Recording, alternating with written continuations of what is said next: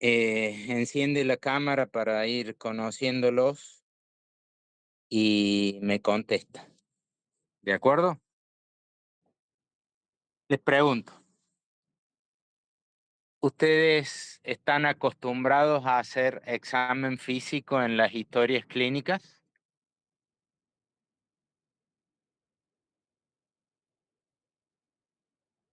Fernanda Lila, Mariana, María José, Rebux, Sebastián, contesten.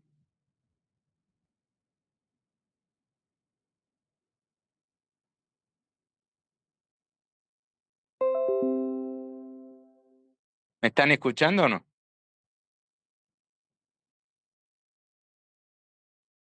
Sí, se Sí, escucha. sí se escucha, Doc.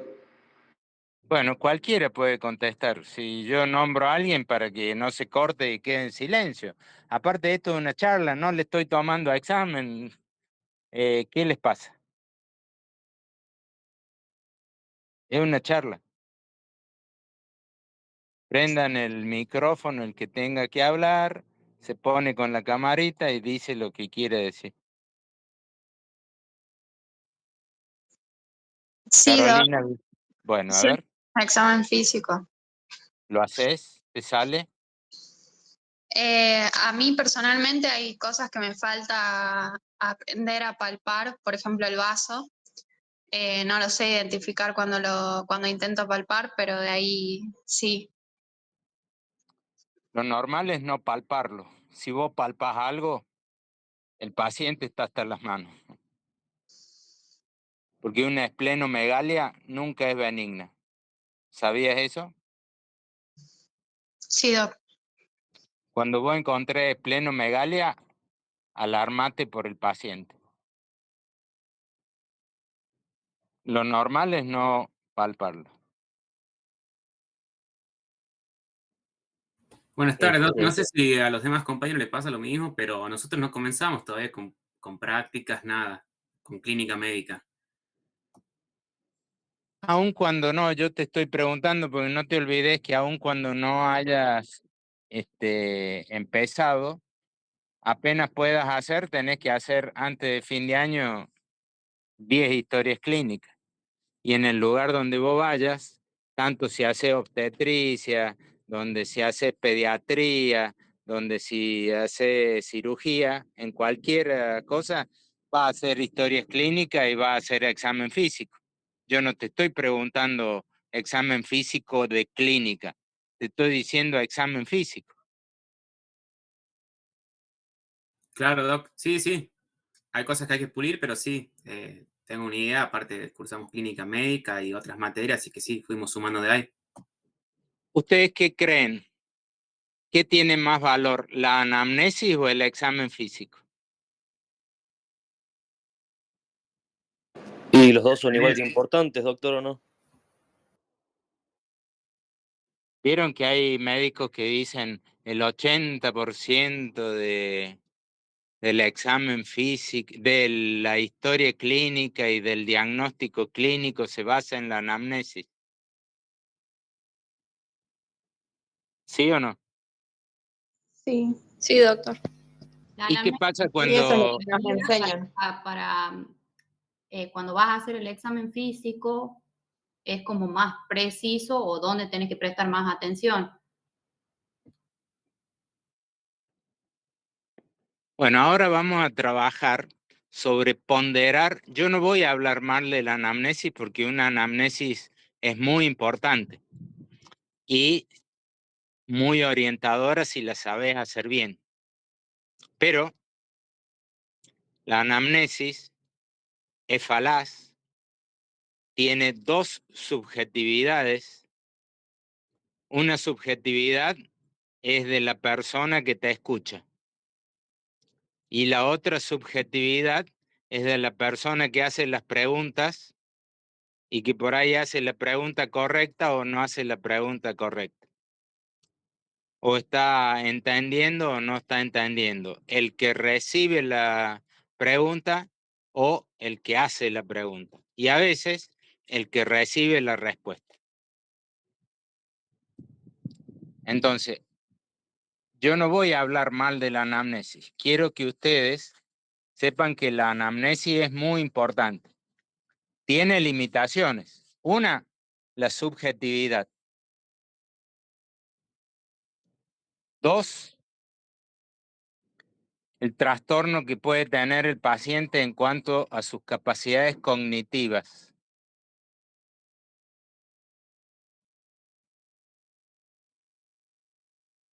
Tres, el tiempo.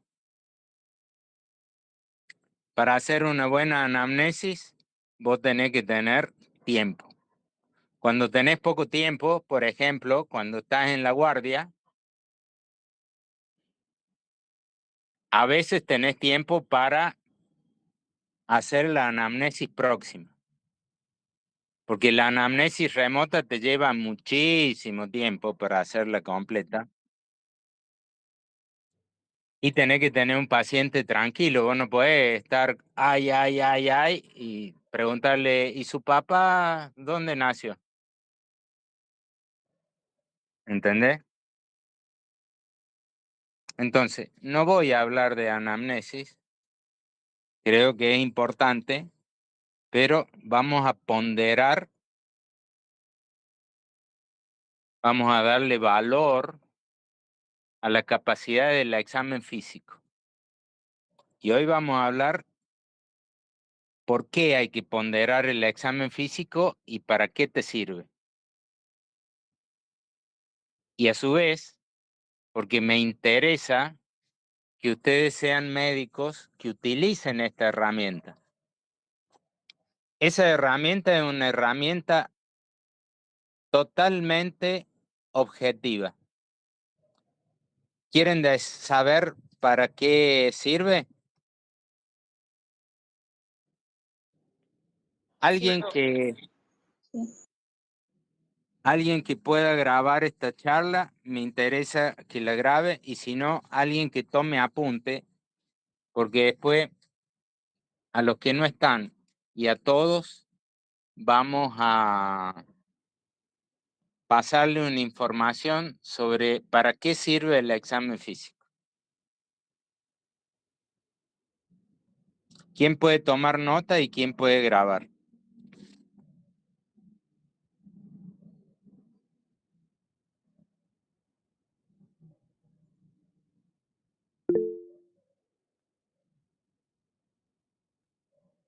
Hola. Profe, ahí le están respondiendo en el chat. A ver.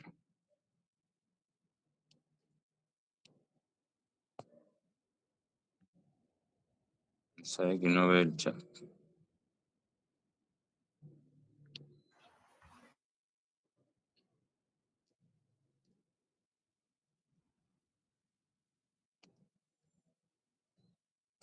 Profe, hay dos compañeras que se... Bueno, entonces, las compañeras que pueden grabar esto, después van a hacer un documento.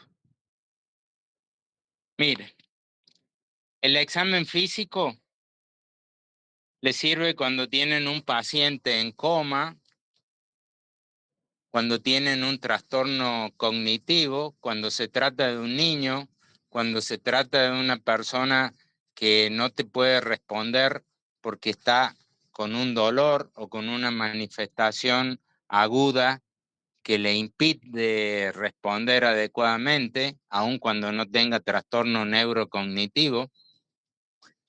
Porque, por ejemplo, vos podés no tener un trastorno neurocognitivo y tener un estado de debilidad o estar en un estado de alteración metabólica que no te permite responder adecuadamente, o tener una disnea que no te va a permitir que vos le hagas anamnesis, y por ahí la persona que viene acompañándola no es la que te sirve para hacer la anamnesis indirecta.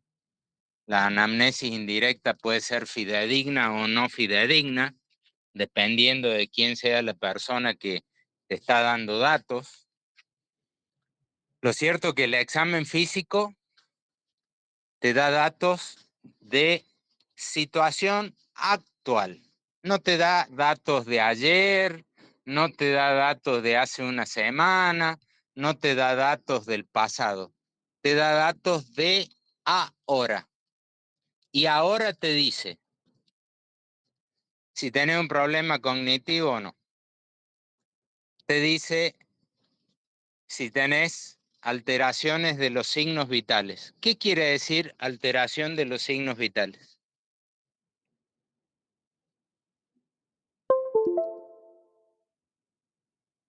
Doctores. Alteración de la frecuencia cardíaca, de la frecuencia respiratoria, de la tensión arterial. Temperatura. ¿Qué quiere decir eso? ¿Cómo? Que son las constantes que lo mantienen en vida y que pueden llegar a una afectación con compromiso de la misma. Compromiso de la vida. ¿Sí? Si ustedes tienen un paciente con alteraciones de los signos vitales, no lo pueden dejar ir. ¿Por qué no lo pueden dejar ir?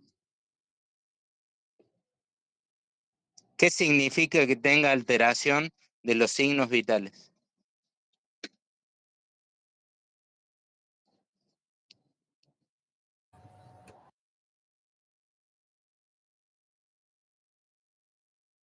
No te dice que tengas enfermedad bacteriana o la enfermedad, pero ¿sabes qué te dice?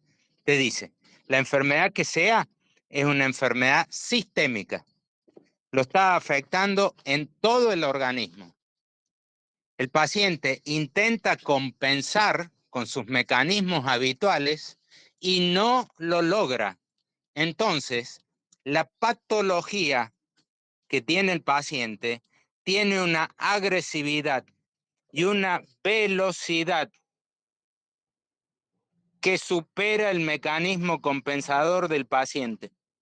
Y si ustedes no hacen algo, como el paciente ya está claudicando en su capacidad de compensar, va camino a la muerte. ¿Lo entendieron o no? Sí. ¿Es importante valorar los signos vitales? Sí, ¿Sí o no? sí, sí. Bueno, Sí, Doc. cuando ustedes valoran los signos vitales, deciden si al paciente lo pueden manejar en forma ambulatoria o lo tienen que manejar demorándolo o internándolo. Fíjense qué importancia, qué aprendizaje para el resto de la vida. ¿Ustedes quieren tener seguridad en el manejo en una guardia? Valoren los signos vitales. ¿Los signos vitales están bien? Bueno, en una de esas lo vamos a poder mandar a la casa, en una de esas lo vamos a poder manejar ambulatoriamente, le vamos a pedir. Le hago un ejemplo. Tengo un paciente que tiene un cáncer de páncreas. El cáncer de páncreas le ha dado metástasis en el hilio hepático y en el hígado. Tiene hepatomegalia, no le duele. También le está generando una obstrucción del colédoco. Tiene un síndrome ictérico progresivo. Tiene una ictericia de tipo obstructiva de evolución crónica, pero llegó caminando, la tensión está bien, el pulso está bien, la temperatura está bien. ¿Se va a morir ese paciente?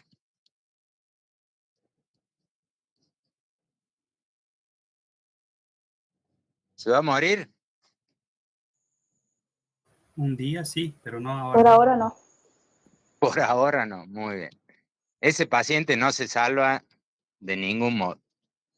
Pero a ese paciente lo puedo mandar a la casa, le puedo pedir estudio, le puedo definir un futuro próximo sin tener que internarlo ni hacerle cosas extremas hoy. ¿Por qué? Porque tiene los signos vitales. Por el otro lado, otro paciente, supongan, perdón,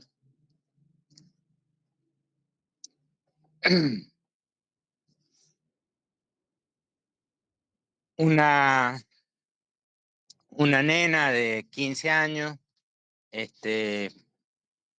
vida normal, hace deportes, no tiene ningún antecedente patológico. Le han hecho un examen para el ingreso a la escolaridad hace poco y le salió todo normal. Resulta que el fin de semana se va al río, lleva unos sándwiches con manteca y mayonesa que le hizo la madre. Como pasan todo el día en el río, a la tarde se acuerda que tiene que comer y bueno, come los sándwiches que le hizo la mamá. Al otro día aparece diarrea, náuseas, vómitos, no tiene fiebre, pero ha tenido 40 deposiciones diarias, ha vomitado 4 o 5 veces. La primera eliminó la poca alimentación que tenía todavía en el estómago y después eran vómitos de saliva y jugo gástricos.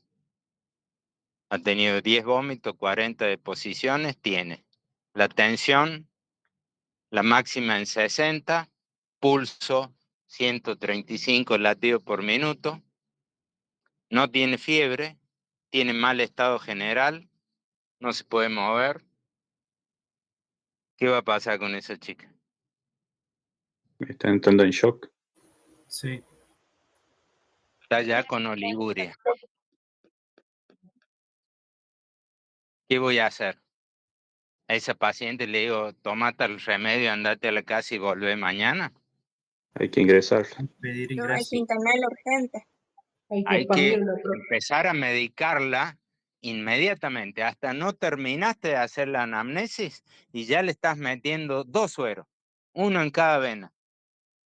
Al menos 2 vías por si una colapsa. Y tenés que valorar la diuresis porque, como dijo un doctor, puede estar entrando en shock. Al menos ya está en hipovolemia.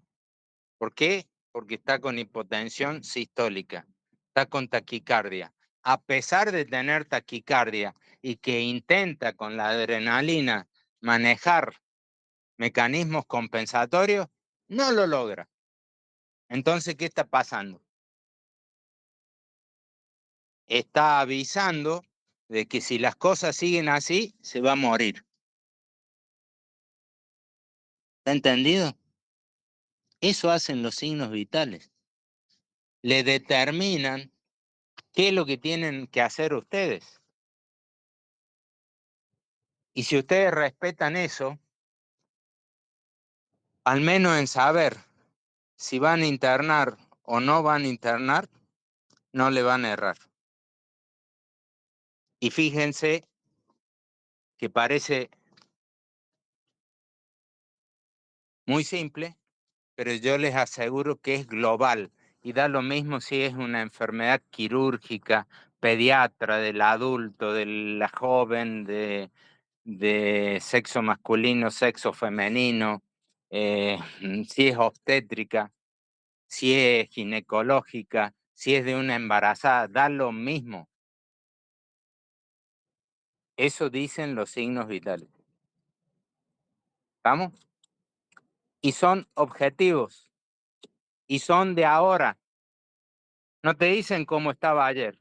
te dice cómo está ahora y te ayudan a tomar determinaciones ahora. Y son las cosas importantes que ustedes tienen que tratar de hacer. Tomar determinaciones adecuadas.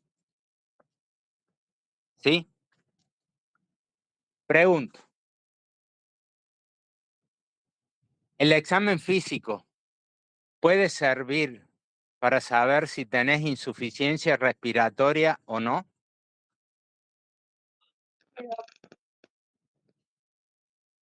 ¿Puede servir para saber si tenés indemnidad de vías respiratorias altas o indemnidad de bronquios?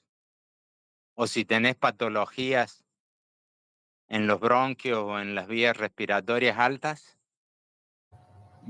Sí, profe, con el examen respiratorio, de la ocultación, también puede haber estridor, etcétera. Muy bien. ¿Podés diagnosticar patologías parenquimatosas?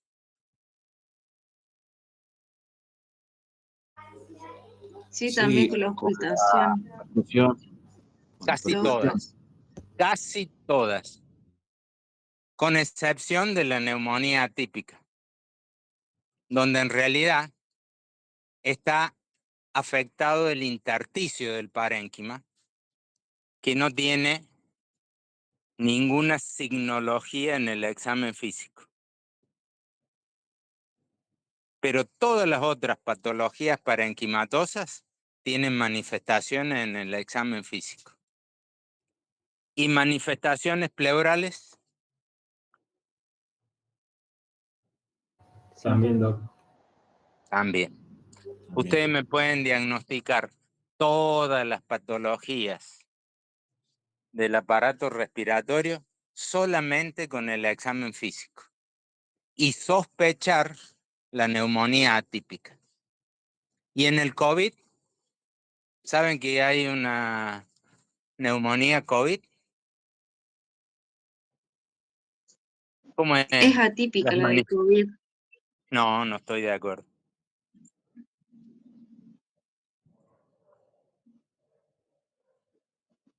Tenés un síndrome viral con todas las manifestaciones del síndrome viral. Tenés un síndrome respiratorio alto con todas las manifestaciones virales de un síndrome respiratorio alto. Y tenés neumonía. La neumonía es una neumonía en parches. Es intersticial y parenquimatosa. Tenés neumonía bilateral, pero en parches. Tenés crepitantes y matidez en parches. No hacen neumonía lobar y es bilateral. Tenés un pedazo de crepitante, suponete en el vértice derecho, un pedazo en la base del lado derecho, un pedazo en el lóbulo superior del lado izquierdo.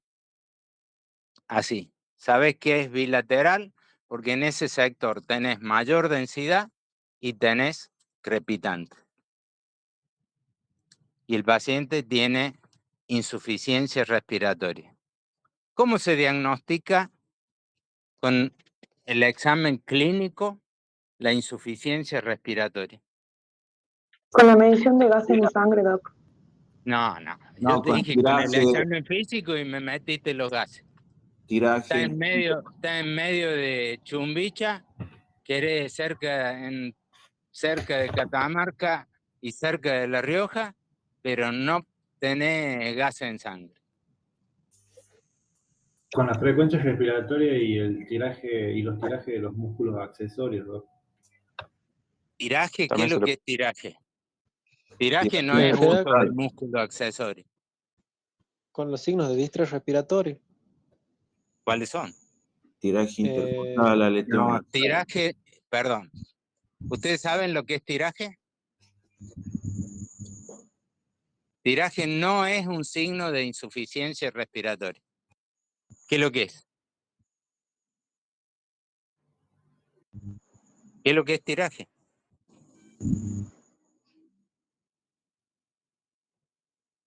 El tiraje es un síndrome de obstrucción de una vía respiratoria periférica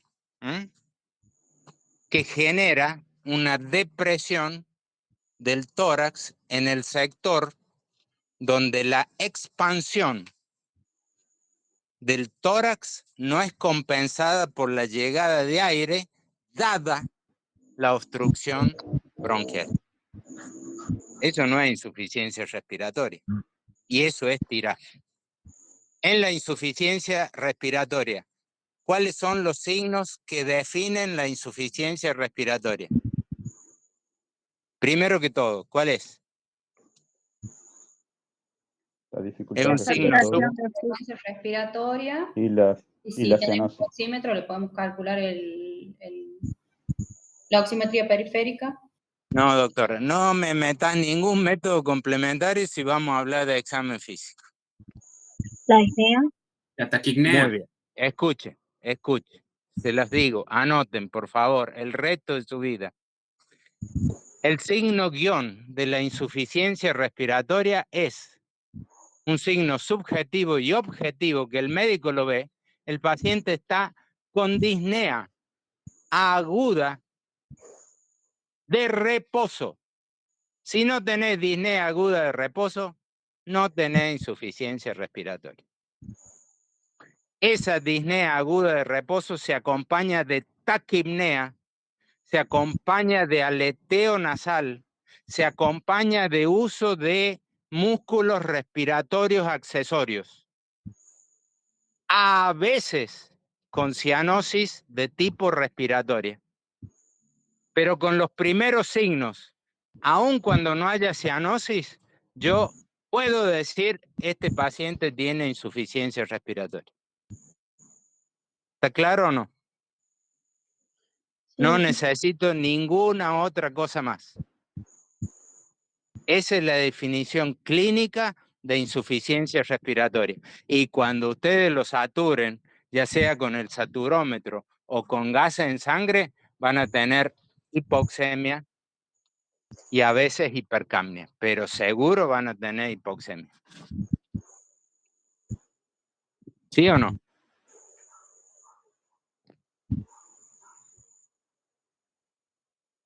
¿Pueden diagnosticarme para siempre insuficiencia respiratoria aguda? ¿Sí o no? Sí, profe, súper claro. Pero por supuesto, Sí, profe. ustedes, si empiezan a saber que en el examen físico estos síndromes son re claros, ustedes lo encuentran o lo buscan y pueden decir, ¿está o no está? Y yo les cuento que ustedes pueden seguir diciendo así con todas las insuficiencias cardíacas. Ustedes me pueden decir si tiene insuficiencia cardíaca, si tiene insuficiencia renal, si tiene insuficiencia hepática, si tiene trastornos de la absorción. ¿Lo pueden decir o no? Con el examen físico. Sí. Doctor. El examen físico da imágenes físicas de valoración objetiva de tamaños de órganos, de estado funcional de los órganos y de estado de indemnidad o anormalidad estructural de los órganos.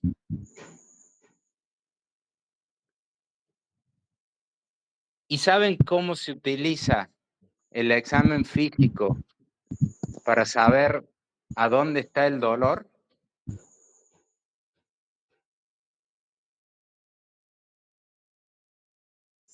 Evaluando los puntos dolorosos. Suponete que vos tenés un dolor que está en tórax, donde no hay un punto doloroso. El dolor de tórax puede ser de la piel, de la subdermis, del tejido celular subcutáneo, de los cartílagos costales, de la parrilla costal, de la pleura, del pulmón no, porque el pulmón no tiene nada de sensibilidad.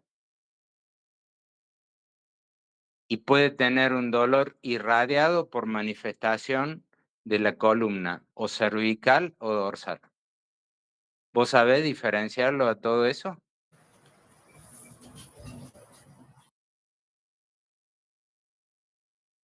Doctora.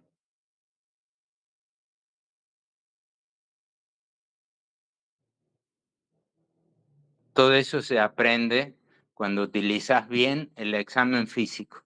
El dolor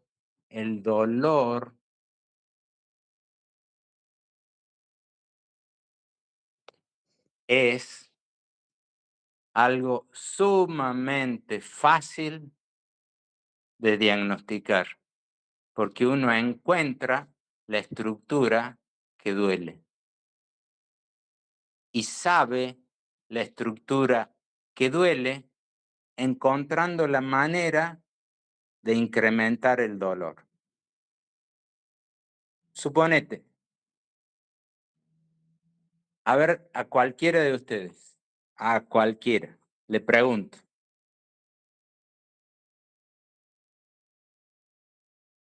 tengo un dolor de tipo puntada de costado. ¿Qué quiere decir eso? Lo tengo a nivel torácico. Dolor pleurítico. Bien, ¿cómo es el dolor pleurítico? Es dolor puntada de costado, ¿qué más? Sí. También a la expansión del tórax. Se le pide al paciente que respire profundo y la Espera. expansión En la se le- anamnesis ese dolor tiene una característica. En la anamnesis, todavía no la he examinado. ¿Qué me dice del dolor pleural? Que aparte de Aumenta dolor, con los movimientos respiratorios, ¿sabes? Cuando respira le duele, cuando respira muy hondo. bien, se incrementa con los movimientos respiratorios y desaparece en la apnea. ¿Qué quiere decir? Si yo le digo, quédese un segundito sin respirar y hágame seña si el dolor sigue o se le fue. Cuando está sin respirar, el paciente te dice, no, no me duele. Largue el aire o vuelve a meter el aire, me duele. ¿A dónde voy a ir a buscar los signos pleurales cuando tengo un paciente con dolor puntada de costado?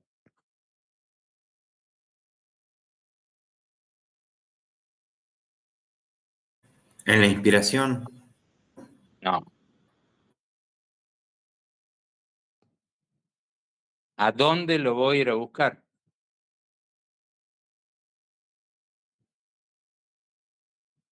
A nivel de las regiones laterales del tórax. No, doctora. ¿Por qué no se fijan en lo que estamos hablando? ¿Y por qué cuando ustedes estudian no se dan cuenta de lo importante para poder realizar adecuadamente la maniobra? ¿A dónde busco el frote en un paciente que tiene pleuritis y que se está manifestando con dolor puntada de costado? El frote es tanto a la palpación como a la auscultación. Pero ¿a dónde voy a encontrar el frote? ¿En las bases, Doc? No.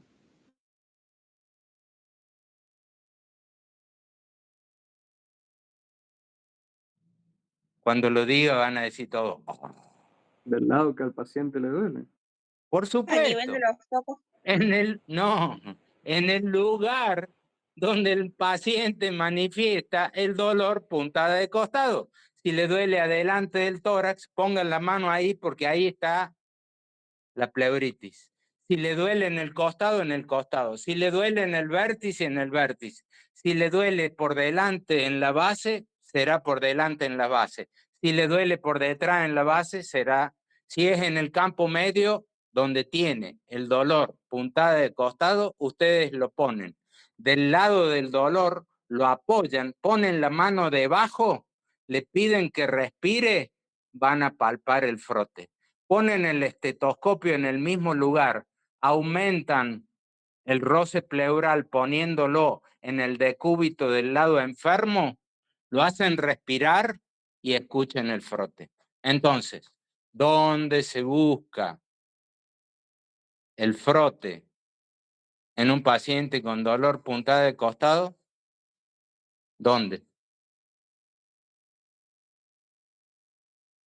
Donde dice el paciente. ¿Dónde está la puntada de costado? Por favor, esa es la respuesta. ¿Lo entienden o no lo entienden? Sí, Doc. ¿Eso lo digo yo o lo dicen todos los libros de semiología?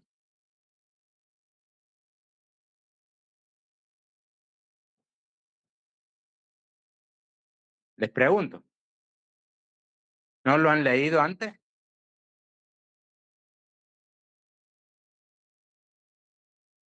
Les pregunto, ¿no han leído eso antes? Sí, sí lo han leído, no le han dado importancia, porque todos los libros de semiología, cuando describen el dolor pleurítico, cuando describen el dolor de la puntada de costado, se refieren a esto. Y todos lo describen así. Y cuando dicen a dónde se busca en la palpación y a dónde está el dolor puntada de costado. Por ahí no lo ponen tan en claro como les quiero dejar yo ahora, pero por favor, es así. ¿Creen que es así o no? Bueno, la próxima vez, no me crean a mí, háganlo. Cuando vayan a buscar un frote, búsquenlo donde está la puntada de costado. Y si lo encuentran, después digan, ah, sí, tenía razón el doctor. Yo no creo que uno pueda tener confianza en el examen físico del otro, ni en la historia clínica del otro. Por eso les pido que ustedes se dediquen a hacer, aun cuando no les salga del todo bien, pero algo les va a salir y de a poco van a ir incorporando confianza y van a ir mejorando el uso de la herramienta. Pero no puede ser que ustedes reciban el título y no utilicen la anamnesis y el examen físico nunca, porque esas son las herramientas que van a tener especialidad que hagan en todos los niveles de atención. Y son las herramientas más rápidas. ¿Ustedes creen que sirve cuando no tienen medios? ¿Sirve el examen físico? Sí, Doc. Sí, profe. Bueno, yo les voy a contar otra cosa. Yo me he cansado de hacer guardias en terapia intensiva y en unidad coronaria. Y les cuento de que a mí jamás se me murió un paciente en mi guardia, ni en terapia intensiva ni en unidad coronaria. ¿Pero por qué? Yo no hacía anamnesis apenas llegaba, hacía solamente examen físico, sabía de qué estaban compensados y de qué no estaban, no estaban compensados, o sea, sabía cuál era la descompensación que tenía el paciente y me ocupaba de estabilizarlos. Yo estabilizaba en base al examen físico al paciente. El que se iba a salvar, se salvaba. El que se iba a morir, no se iba a morir en la guardia mía. al médico que venía después que yo, que se le morían los pacientes míos y los pacientes de él, porque unidad coronaria y terapia intensiva tienen altísima mortalidad. Si vos te dedicas a compensar, por ahí compensás a un paciente que todavía no se muere, pero que se va a morir dentro de un rato. Pero yo me ocupaba con el examen clínico a saber qué es lo que andaba mal. Inmediatamente hacía acciones, porque el examen físico tiene eso. Es muy habilitante, muy habilitante. Tengo hipotensión, ¿qué tengo que hacer? Meter volumen. Tengo insuficiencia respiratoria, ¿qué tengo que hacer? Oxígeno. Tengo insuficiencia cardíaca, ¿qué tengo que hacer? Bajarle la frecuencia cardíaca, quitar volumen, vasodilatar, mejorar la función de bomba. O sea, las respuestas, ustedes si no las tienen, ¿a qué es lo que tienen que hacer? Hay un montón de libritos que te ayudan. Pueden tener hasta resúmenes de todas las cosas que son las recetas de las acciones a cumplir.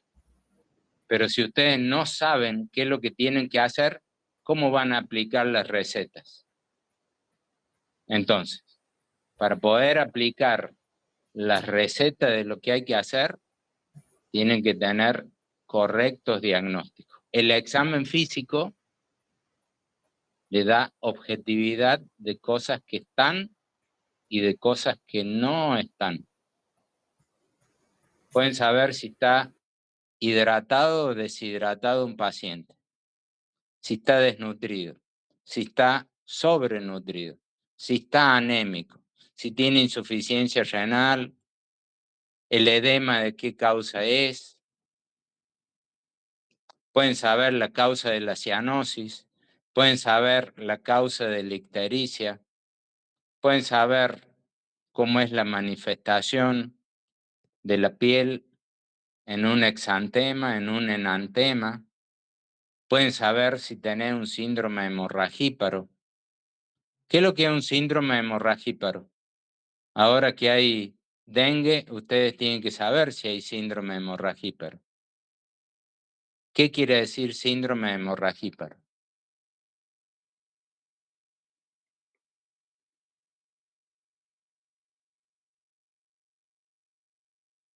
Doctores, se durmieron. Estoy hablando mucho, me parece. No, es un trastorno en donde falla lo que vendría a ser la coagulación, entonces el paciente sangra básicamente por todos lados. No, no es por todos lados. Vos tenés que definir síndrome hemorragíparo cuando tenés al menos 2 territorios distintos con sangrado. Porque si sangra la misma Bien. arteria, puede tener un problema territorial de la arteria. Pero el síndrome hemorragíparo se define cuando vos tenés 2 o más territorios sangrantes. ¿Está claro? Vos tenés que decir eso. Sí. 2 Bien. o más territorios sangrantes. Por ejemplo, tenés hemorragia en la piel, tenés hematuria, tenés hemoptisis, tenés gingivorragia, tenés hemorragia digestiva alta o baja. Entonces tenés distintas arterias, pero con que 2 de territorio distinto estén sangrando, ya tenés síndrome hemorragíparo. En una hemorragia con un solo vaso sangrando, vos tenés que tratar el problema de la arteria o de la vena o del territorio que está sangrando. Cuando vos tenés un síndrome hemorragíparo, tenés que tratar la alteración sistémica. ¿Por qué? Porque el problema no es vascular, es un problema sistémico. ¿Está claro? Bueno. Sí. Hay un grupo que se ha formado que vamos a tratar de que potencien las maniobras. Nos vamos a juntar para que ellos hagan videos, hagan maniobras de todo el examen físico, de todos los aparatos y sistemas. Yo los voy a ordenar y corregir, y después todo esto se va a difundir y a su vez va a ser el material que vamos a tomar en el examen parcial y en el examen final troncal. Pero sepan que esto no es solamente para clínica médica, es examen físico, es historia clínica. Les quiero preguntar, ¿en base a qué hago el diagnóstico sindrómico?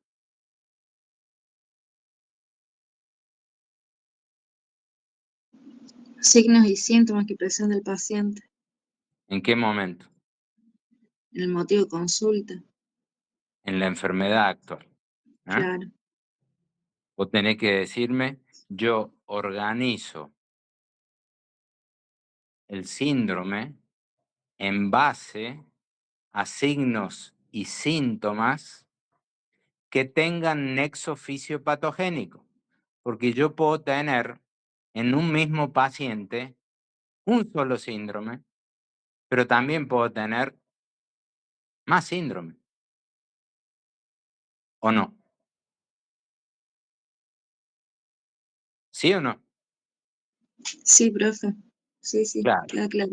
En el mismo paciente y en la misma enfermedad actual yo puedo tener un síndrome o dos síndromes. Por ejemplo, puedo tener un paciente que tiene una mancha roja en la región anterior de la pierna, que es delimitada de bordes geográficos, que está roja, caliente, dolorosa. ¿Mm? Y el paciente tiene fiebre. Y eso me está definiendo probablemente una celulitis infecciosa que trataré de ver si se trata de erisipela o no, pero todos esos signos y síntomas tienen nexo fisiopatogénico común, ¿sí? Y ese mismo paciente debuta con poliuria, polifagia, deshidratación y tiene hiperglucemia y tiene glucosuria. ¿Qué es eso?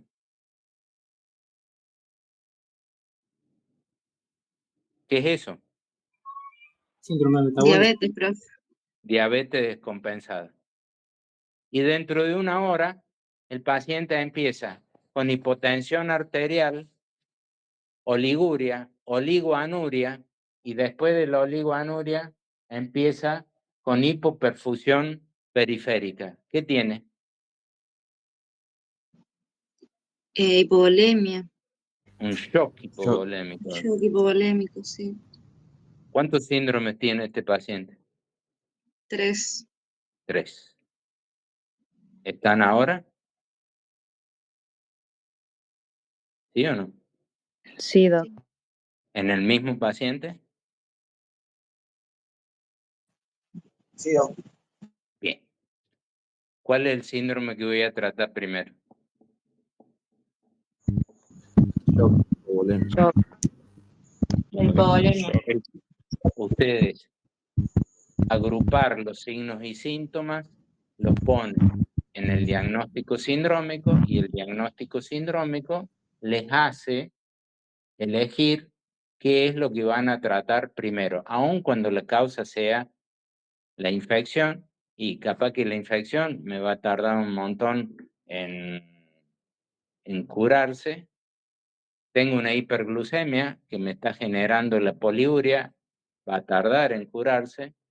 y yo tengo algo que lo tengo que solucionar más rápido, que es la hipovolemia. Entonces, me voy a dedicar primero a la hipovolemia. Segundo, a la hiperglucemia. Y tercero, a la infección. ¿Sí o no?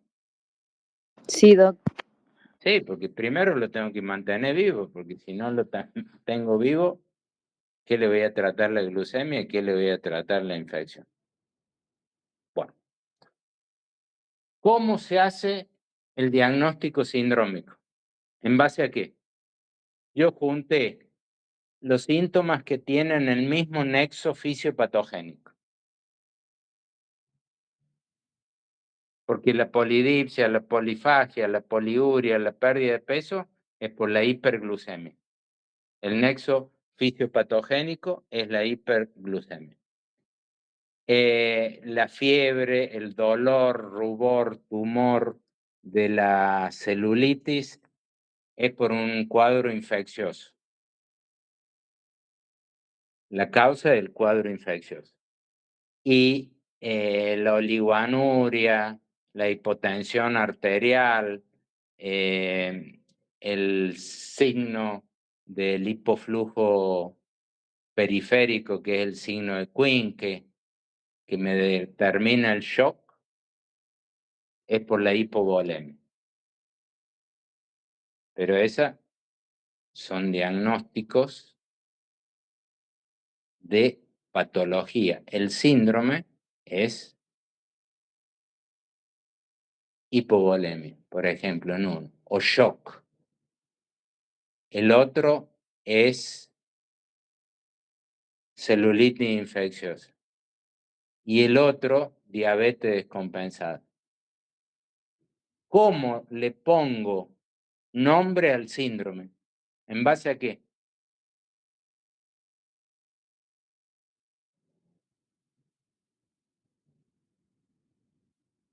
Todos los síndromes tienen un nombre. ¿Cómo y por qué llevan ese nombre el síndrome? ¿En base a qué? También es un aprendizaje para el resto de la vida.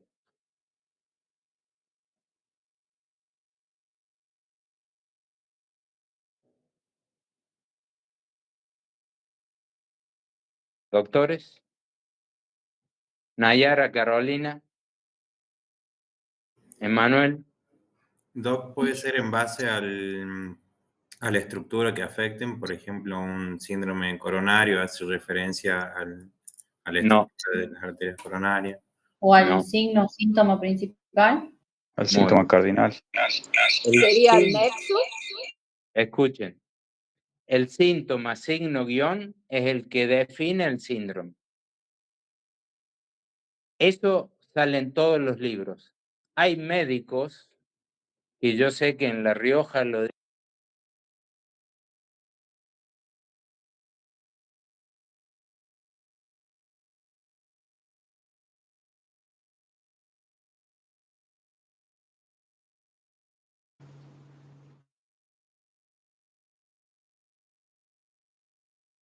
no me dicen nada. Ustedes tienen que leer en los libros los significados y utilizar eso. Un síndrome es un conjunto de síntomas y signos con nexo fisiopatogénico común y que está determinado su nombre por el síntoma signo guión. Entonces, el eje del síndrome es el síntoma signo guión. ¿Está claro o no? Sí, Por el doctor. resto del estudio. Bueno, la charla de hoy es una charla que ustedes la tienen que tener muy en cuenta para ser médicos, cualquier especialidad que hagan y en cualquier lugar del mundo en que estén, aún cuando estén en lugares de poca infraestructura y sobre todo si están con pacientes críticos que no tienen la capacidad de hacer anamnesis y que necesitan tener diagnósticos concretos y rápidos. No existe nada más rápido que hacer un buen examen físico. Nada, les aseguro. Es más rápido que llamar por teléfono a un bioquímico. Es más rápido que pedir que te hagan. Es más rápido que escribir un pedido para tomografía. Escribirlo, no le digo que le hagan una tomografía. Entonces, si ustedes tienen necesidad de diagnóstico rápido, utilicen herramientas del examen físico. ¿Se entendió? Sí. Sí, doctor. Voy a cerrar la clase. Voy a cerrar la clase. ¿Hay alguien que tenga algo que decir sobre lo que hemos hablado? ¿Algo que quisieran como comentar? ¿Alguna experiencia que les haya servido a ustedes para decir, no, doctor, no tiene razón? O sí, doctor, me pasó tal cosa.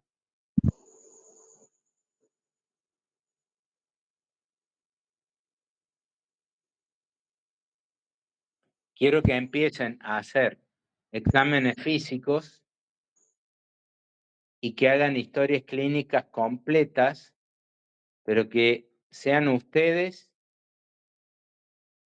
que determinen el diagnóstico y que sea algo solamente de ustedes. No se basen en lo que hacen otros. ¿De acuerdo? Háganlo ustedes. Responsabilícense por lo que encuentran. ¿Algo que decir alguien? O cállense hasta el próximo sábado. ¿Alguien quiere decir algo? Yo sé que no tiene nada que ver con la clase, pero queríamos saber si ya estaba la división, porque estamos como un poco perdidos. Sí, el doctor Correa y el doctor Silvio Y, Mercado se la van a pasar a la y brevedad. si se va a mantener la comunicación por el grupo este, y si el jueves que viene, que está marcado creo que en un horario que subió el departamento académico o algo así, el jueves que viene a las 16 horas. ¿Qué es lo que hay? Yo no me enteré. No, Ay, debe ser los viernes que da clase, a veces la doctora Ferial los viernes. La doctora Ferjal, todo el grupo damos clase en el Hospital Clínicas, presencial. ¿Esa es la clase de los jueves a las 16 horas? No, el viernes. El viernes. Perdón, viernes. El viernes y jueves yo no estoy enterado de nada, pero los viernes ustedes van a tener clase a partir de ahora, que es una clase teórico-práctica en el Hospital Clínica, que le dan todos los docentes de clínica médica. ¿De acuerdo?